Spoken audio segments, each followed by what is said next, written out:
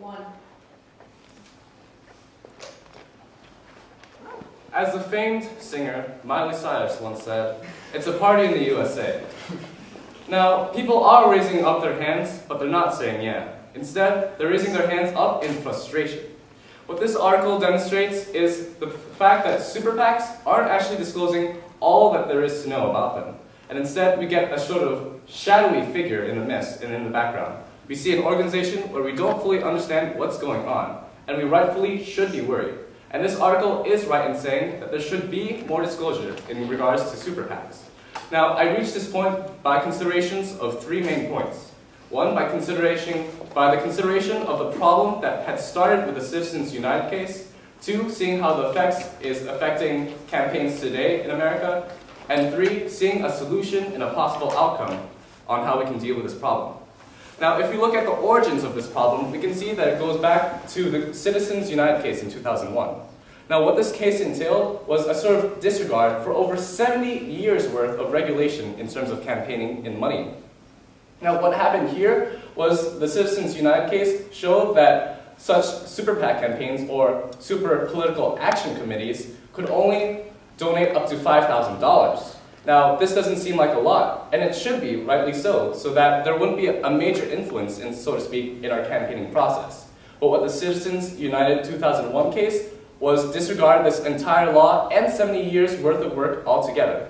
And now today we have this problem where some organizations can spend up to $10 million on a candidate, effectively reviving the candidate and effectively reducing, not so much reducing the freedom of speech, but putting a price tag on it. And now voters simply can't vote up against the price of a dollar bill. Now, this can lead to a greater effect on our American campaigning process today. And we can see that it is highly detrimental.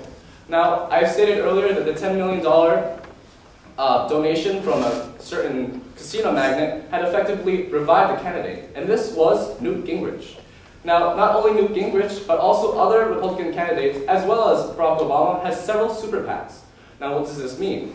Well, we can see that in an example, as shown by Jonathan Cahn in his New Republic article from just 2 months ago, that Mitt Romney had outspent every other Republican candidate 4 times over in Florida alone. Now, put this together with other such spendings in other states, and the cost adds up. Now, what does this mean? This means that effectively, it is not an America by the people and for the people, but rather an America by the corporations and for the corporations. Now, this has gone to a greater effect and will continue to affect American politics today if American voters do not do anything to stop. Now, what American voters can do is reach a solution in order to create more and more disclosure. Now, what needs to happen is exactly what the article suggests, more disclosure. Right now, an American campaigner can have a certain staff member who's very close to him and who can hold on and sort of head this super PAC in order to organize the donations. Now, the law states that these 2 people can't effectively work together, but it seems highly curious that some candidates and campaign staff leaders are actually also the ones heading several of these super PACs. Now, what needs to happen is these shadowy figures need to have a human face.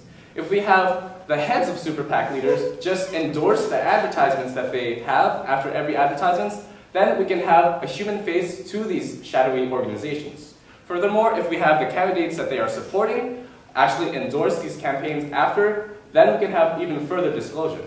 And even more so, we can use the internet to its fullest benefit today. We can disclose the amount and donations from each super PAC onto the internet so that the viewers themselves can see exactly where the money is going and who it's from.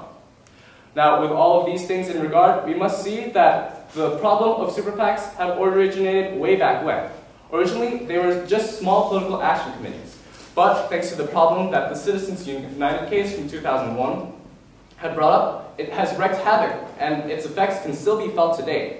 And as we can see in American society, that there is still a possible solution to this problem.